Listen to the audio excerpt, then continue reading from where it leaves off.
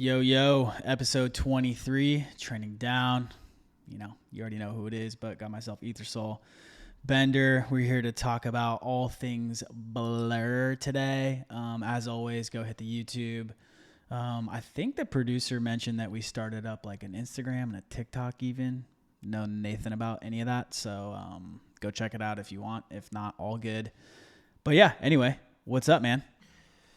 Nothing. Just trying to play with Blur more, watch this coin, kind of get more involved in the ecosystem. Overall quality drop, I'd say. Yeah, kind of I, did everything we thought it would do. I saw people complaining, but that's just how this game works. Everyone has something to complain about, right?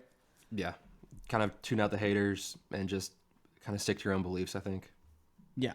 Yep. Turned out to be a pretty big airdrop for some people, but I'll also say that like the distribution was better than I thought after like all the farming I had seen going down.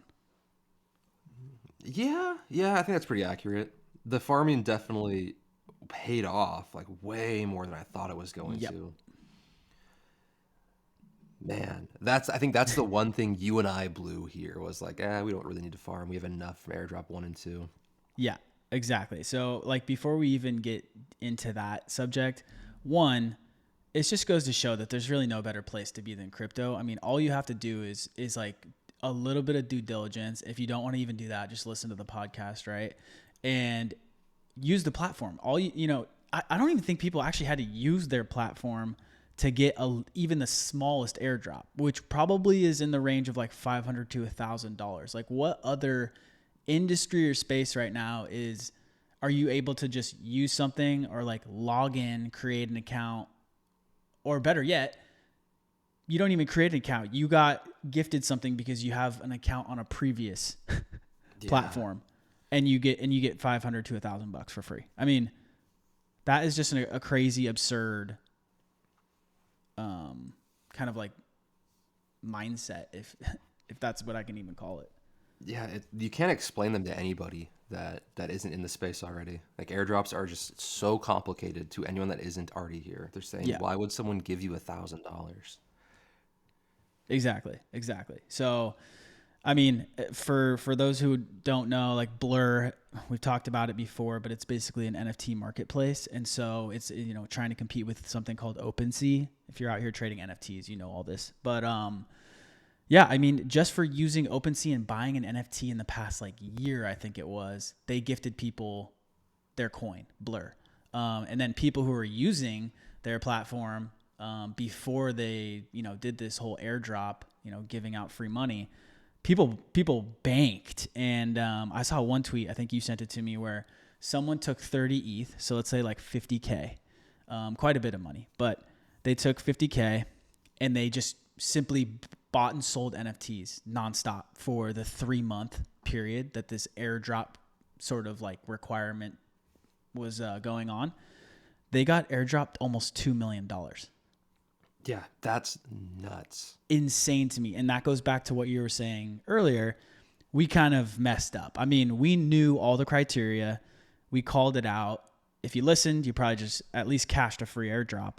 But for the ones who went the extra step and were just bidding on NFTs, so I bought and sold a lot of NFTs on Blur, but I wasn't doing the bids. Like, that's what was really necessary. So I didn't get guapped up hardly what I thought I would have, but what it's doing is making super thick liquidity in a space where liquidity has always been very thin. Right. And now that they kind of came out with season 2 of the airdrop saying, hey, we just did season 1, look what it gave you. People are doubling down for season 2 and bids are flowing again. They're making thick bid walls to give floors to collections to give liquidity to them again. Like I don't see this stopping in the near future. No, and that's the next piece of the puzzle is, are you going to start bidding? In my head, it's like I would for sure be willing to, I mean, this goes without saying, but I would for sure be willing to take 50K or even 5K and do this whole bidding war thing and be eligible for even half of what that guy got. I mean, it's going to be, more diluted because people caught on and know what's possible. But I don't know. I feel like there's like ignoring this and not at least trying it, it'd be just a huge miss again.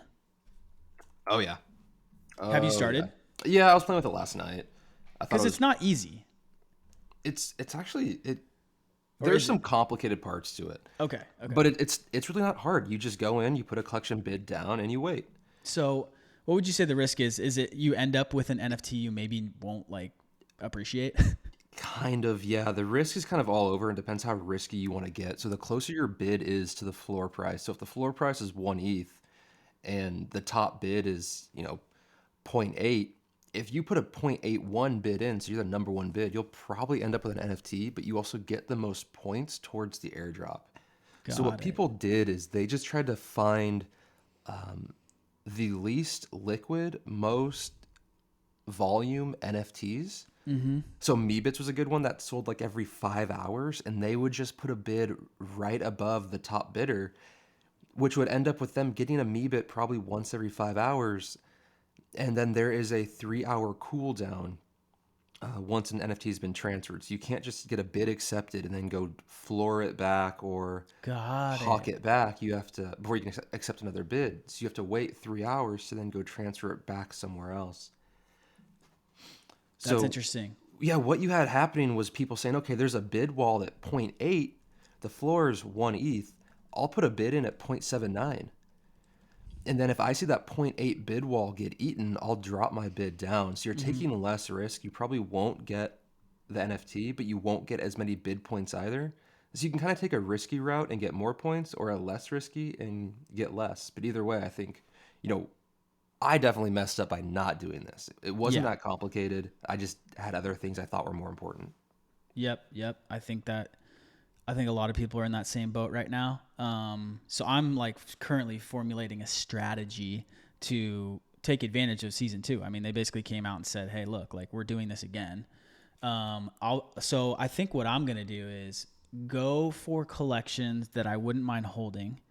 Probably something like Lil Pudgies or I mean, I'm not looking to get too crazy with it, but I guess I wouldn't mind doing like Pudgy Penguin since it's like 5 ETH range, a little up there. But yeah, and then I think I'll bid that way. My only concern is like I don't want to end up with an NFT that is like essentially blacklisted from OpenSea. So So there's bid protection. If the NFT is blacklisted for OpenSea, meaning it's probably been stolen, that person that owns that can't accept a bid on that NFT. It has to be purchased naturally.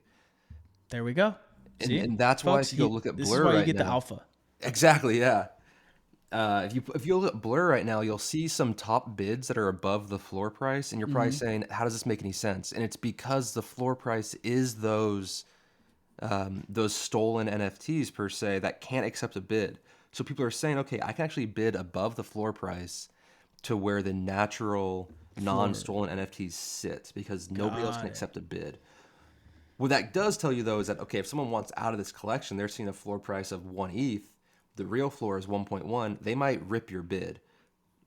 So there's a little bit of risk there bidding above the floor, but that does protect you from getting a stolen NFT that is harder to move.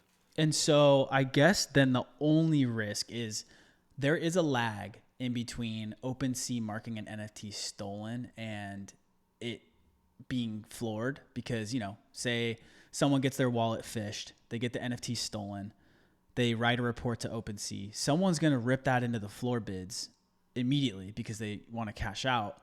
So I think that like that's the only edge case that you're kind of like fighting against. I think I've even seen like some of the bigger NFT whales talk about that, but I'd say the risk reward there is probably still worth it. Yeah, because if that's a concern, you just have to watch out for being that number one bidder.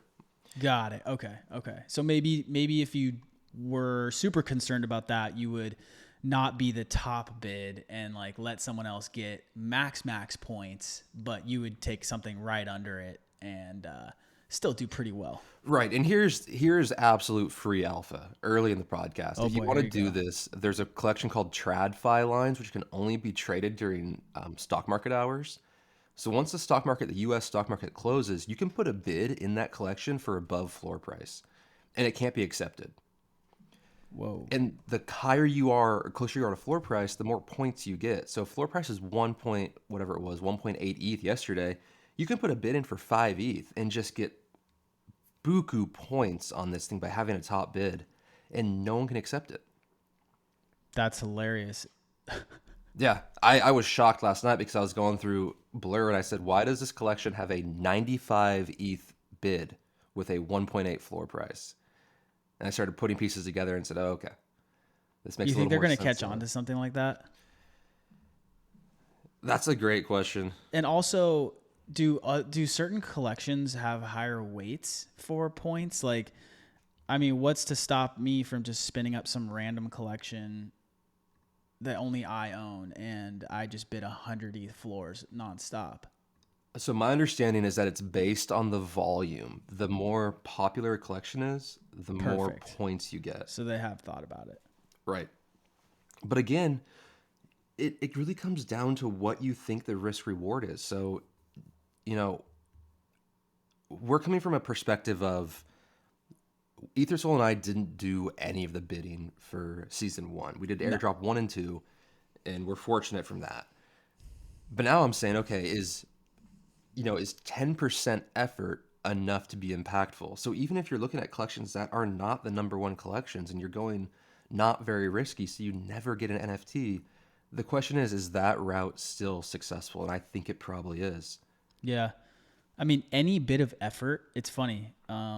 Anything that requires just the smallest bit of effort is like friction for people.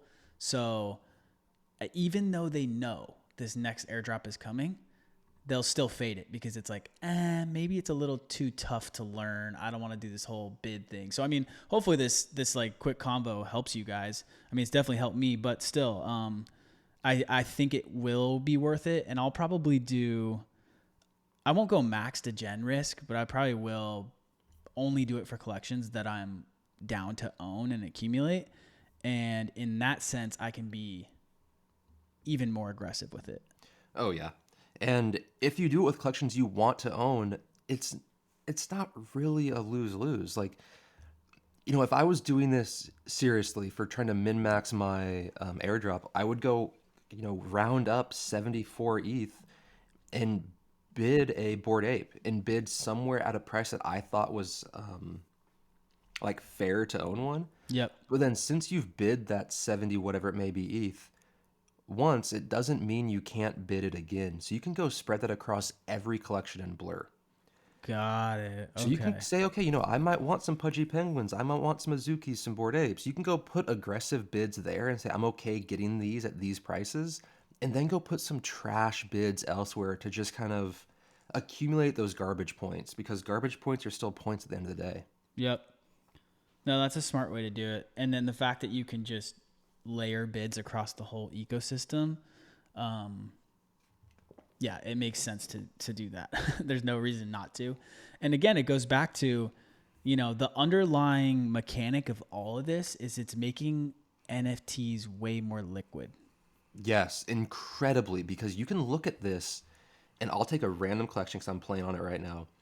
Oni Force, one that we thought was dead. It's pumping now because or it was, because I believe there's like new owners coming in buying it. So the price has moved up. I'm still not buying it. This is not a shill for it. This is the first one I clicked. But you go to the bid, you're like, okay, the floor price of the actual collection is 1.88, not counting the stolen ones. The floor bid is 1.84 with a size of 105. You can sell 105 of these NFTs immediately for damn near floor. I'll give you one more. Lil Pudgy, since I'm looking at it right now. The floor is literally zero point 0.6. You can sell 380 of them. And then you can sell another 260 after that. There's about close to 600 ETH here in bids, all the way from 0.6 to 0.55. That is heavy liquidity for like a great collection. Yeah, and the legitimate floor is under the top bid. Right. So it's crazy that, Blur took an approach that I didn't actually see them taking, which I thought, okay, they'll make a great platform for traders. It'll be this, that, and the third. But it actually starts to look like they're trying to create a market maker with their bid system and their airdrops. I completely agree, and I think the long-term ramifications of this have yet to even be seen. Like a lot of, I mean, I don't even know if you could say institutions joining NFTs, but if you were, this is the route they would need, right? They're not going to just enter this game with, putting bids in and like they want to see that there is thick liquidity both in and out. And it's getting there, it's not like, oh, they solved it, but this is a huge step in the right direction.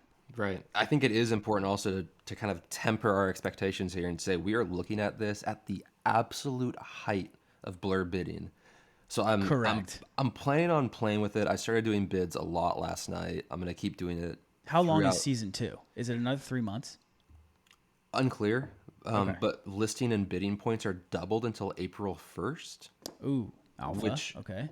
yeah, that's my window of like, all right, I'll put in, a solid month and a half of making sure I'm bidding, accruing some points to make sure I'm in the game for season 2. Okay. But the real heat check is going to be after April 1st when bidding points are no longer doubled. What do these floors look like? What do these bid walls look like? How much liquidity do we still have? Yep. I mean, even after season 2, is there a season 3 or what happens then, Like there is obviously the looming impending doom, if you will, of like you can't just keep dangling a carrot for these bids. There needs to be natural demand for that. Right. So what's it going to be? Is it going to be like maybe they share fees I mean, I don't know what it is, but they need to have another mechanic in place after that. Or else, it's in the whole song and dance of crypto. Like someone else spins something up, same sort of deal, but then incentivizes it further because they have a brand new shiny token.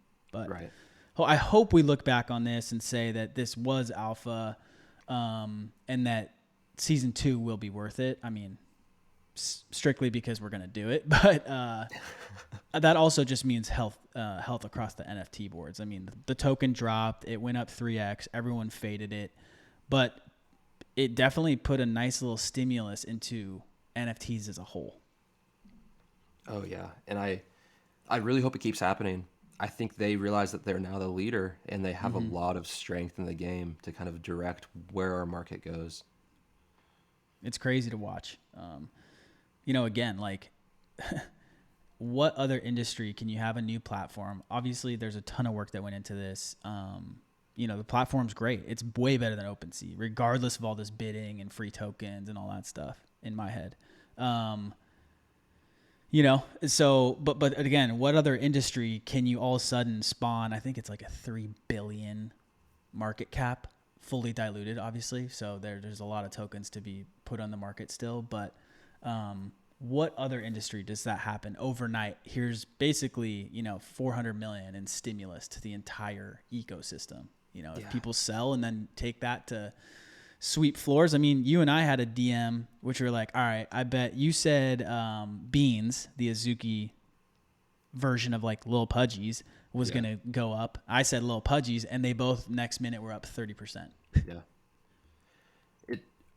That's the frustrating part to me is that we had this mapped out perfectly. We knew everything was going to happen. It all happened the way we thought it would, but didn't risk on the way we should have. Yep. And I said that last night to my girlfriend. I was like, I'm so annoyed at this because we had the whole playbook, and I let the risk be the airdrop. I didn't say, hey, I know this is going to work. I'm not going to sell my airdrop. So why wouldn't I double down or triple down or quadruple down? Right. And yeah, it simply didn't. But yeah, it all worked out that way. Like the things pumped how we thought they would pump. Today, we're seeing the little bit of pullback on them naturally as the market also rejects a little bit from 1740. Exactly. And so it's one of those things. It just goes back to like execution is always the toughest part. No matter what it comes down to, you can have the foresight, you can do this, but actually executing and pulling trigger is tough. Taking that chance. Now, let's go back to the first example. We saw a tweet, right? 30 ETH, 50K. They turned it, and then they got an airdrop for, I want to say 2 million. And so I'm pretty sure they lost most of that initial capital, which who cares, right? You made up for it a ton. Now we know someone who did something similar with 500 ETH, and their airdrop was way below that. So do you think there was any insider info with that like edge case example where this person just fully knew how to game the system? Because that is kind of something that needs to be like addressed a little bit. I mean, Insider info, I'd say no, because you have everything publicly available. So you can go look at your airdrop and see your bid points, and you can see how the numbers are moving based on where you're allocating funds. So I try to believe the other side here that says someone took 50 ETH and really dug down and said, how do I make this go the furthest? And they said, okay, bid points go higher when I have more risk. I can maybe play safer. There's too many variables there. I really want to believe that they could just see the numbers moving and say, okay, my bid points go up higher when I'm closer to floor, but I can drop below floor to avoid getting the money pulled. Maybe if I get a Azuki for 14 ETH, I can just sell it back for 13.5 real quick and get some of that money back to keep bidding and just cycled it through. So insider info, man, I'm gonna say no, but with how many people knew, how many people are on the like Blur board or in the investor deck, I could also see it happening. There's yeah. just too many loose ends there. Yeah, I don't mind the looking at it from the lighter side of things, right? Kind of hoping that wasn't the case because again, all the information was out there. There's people in this space who are extremely smart, immediately see the game that's going on and can digest it real time and like fully max out their time spent. And clearly that account did. So, there's argument to be made for both sides. Let's just go with, I guess, the better option. But that said, season 2, we basically know exactly what's out there. And if people get fat airdrops again, there's literally no complaining. Yeah, it really has always been in crypto. The most obvious play is the play. Mm-hmm. I can't tell you how many times I've looked at something and been like, nah, it's too obvious. Like, no way this goes that hard. Goes fucking hard immediately after. So, man, It always goes that way, huh? yeah, it's that meme with the brain curve where you have the three fellas on the curve, Yeah, and the far yeah. left is the Neanderthal, the middle guy is like the normal person, and the right guy is just the dude with the hood. And the two on the extremes are like, it's good coin. And the guy in the middle is like this long-winded explanation of why it won't work. And the other guys are like, it's good coin. And it's always, it's a good coin route that works. Yep. Yep. If you're overthinking it, you're often just talking yourself out of a good trade. Is what is like generally what's happened even with us. We've been on calls going back and forth being like, no, like what about this angle, that angle? It's like literally like, okay, good coin, number go up. It's that simple sometimes. But Man, again, execution, the tough part. you just got to believe in yourself. It's all about conviction. And we've come back to conviction time and time again. Where if you have the conviction, it almost always pays off in the end. Agreed. I mean, you just love to see it, man. People get rewarded for being in the space.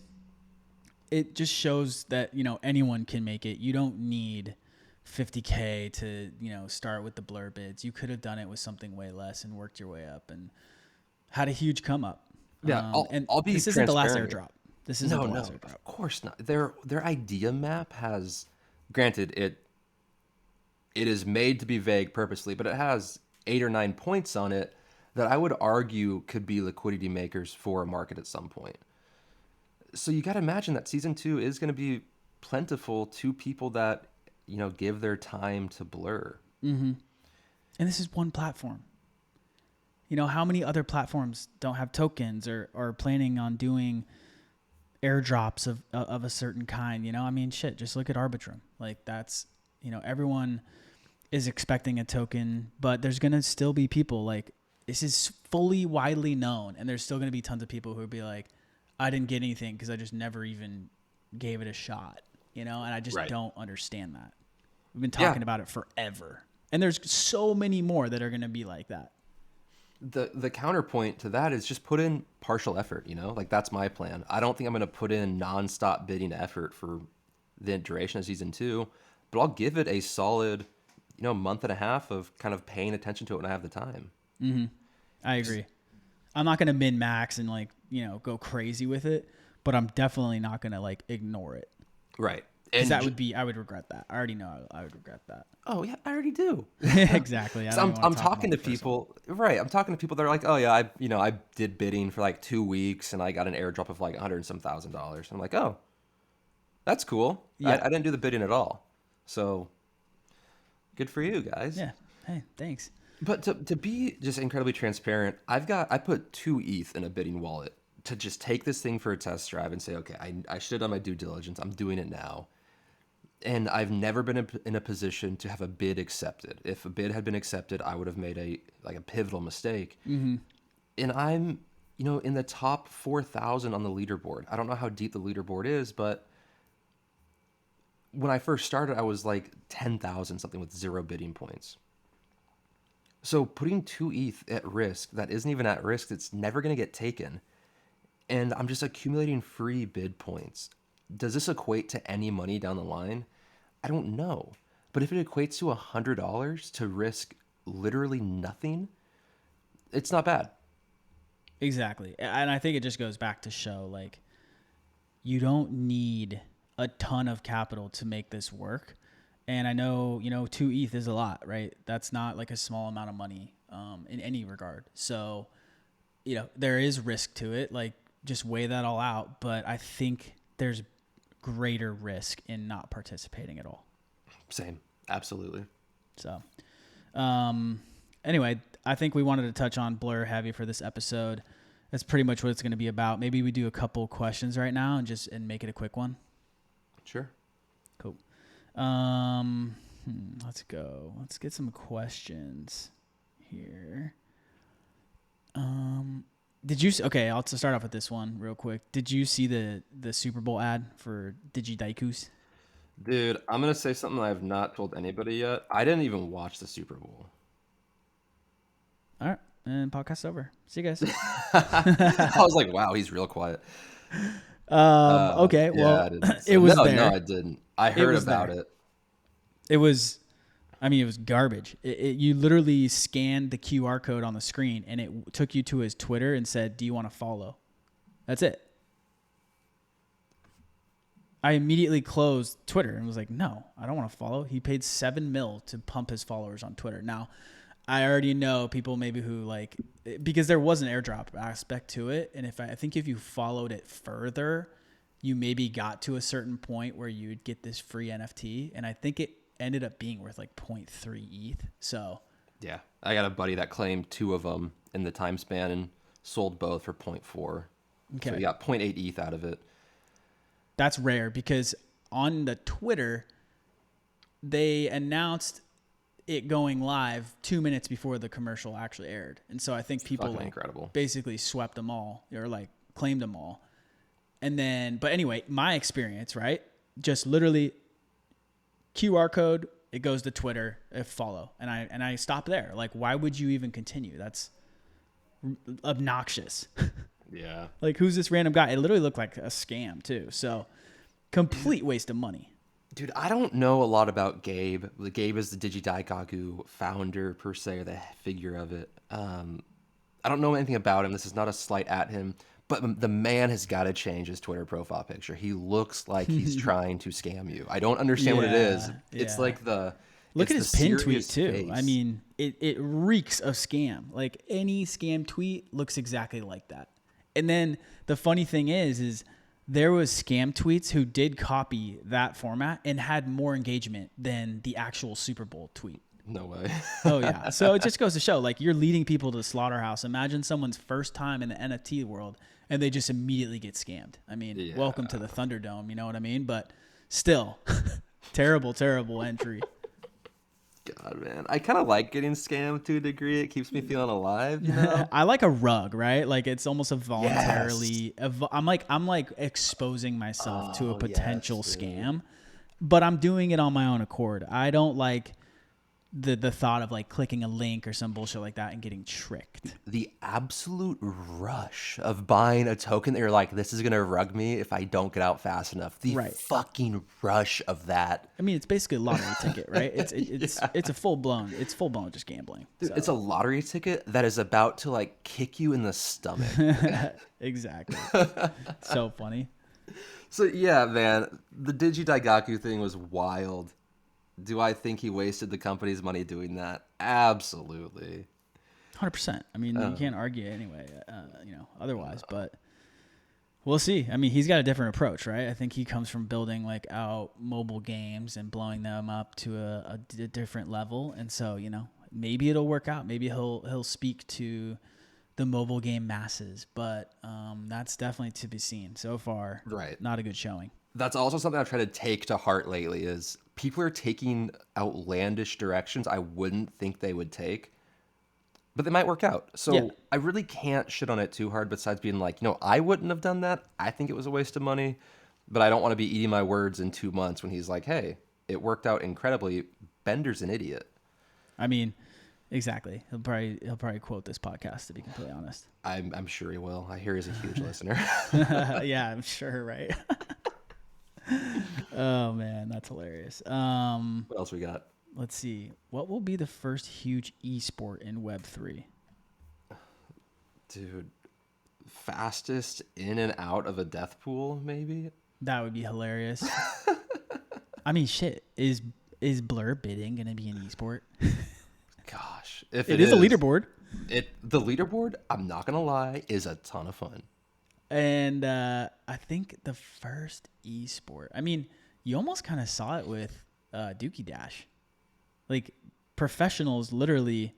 By the way, number one was a Fortnite Pro, which we talked about prior. Listed the number one key for 3.7 mil. Has it sold? No, but he's already got bids well into the 400K. So it pays. It pays to play these games. That's a viral marketing stunt right there to the whole gaming community. Yeah, absolutely. That thing's probably going to sell, to be honest, for over $1 million. Over Easy. $1 million for sure. I would not be shocked. But yeah, if I'm anybody in the pro gaming community, I'm looking at my last, salary or like my last year's income and saying I made X amount, putting X amount of hours into Y game. Mm-hmm. Mongrel just made at minimum 400,000 by putting in 2 weeks and investing, what was it, 6 ETH? So $10,000. Again, the space is dripping in opportunity. You Right. just need, I mean, even if you're a pro gamer, there's a niche for you. Like, get in here. What are you doing? The water's warm. Hop on in. And it's funny, like we've had a little pump lately.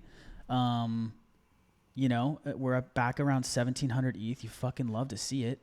But the crazy part is I remember people calling for 1,700 Goblin Town Lane, right? Talking about how Yeah. 1,700 ETH was coming. No one wanted to believe it. And now that we're here, we're like, oh, wow, it's been a crazy pump. Like, you should sell and all this stuff. And it's like, really? This was like the level that no one ever thought would happen. And now we're just back to it. So it's funny how that changes so fast. And I think that kind of pushes the narrative for probably going higher if everyone and their mother is just like, oh my God, this pump is unsustainable. We've been going up way too fast. And ETH is literally at 1,700.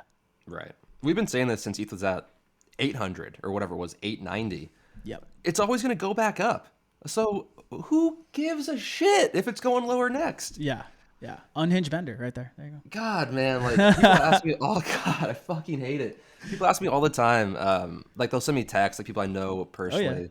And it's like random people I don't talk to. Like I haven't talked to them in months. They'll hit me up and be like, hey, I heard you like crypto. Like it seems like a scam. What do you think? And I'm like, That's bro, hilarious. like, no, like, God. And my whole thing is this, like, you get to a certain point and they're like, wait, what? Like you don't have, your job anymore and all this stuff. It's like, well, no, I mean, I have a job. It's just not like conventional, I guess, because it's Web3, which gets like looked at in a bad light for whatever reason. Like it's not, that's good until once it is looked at normal, then these crazy outlandish upsides are probably somewhat gone.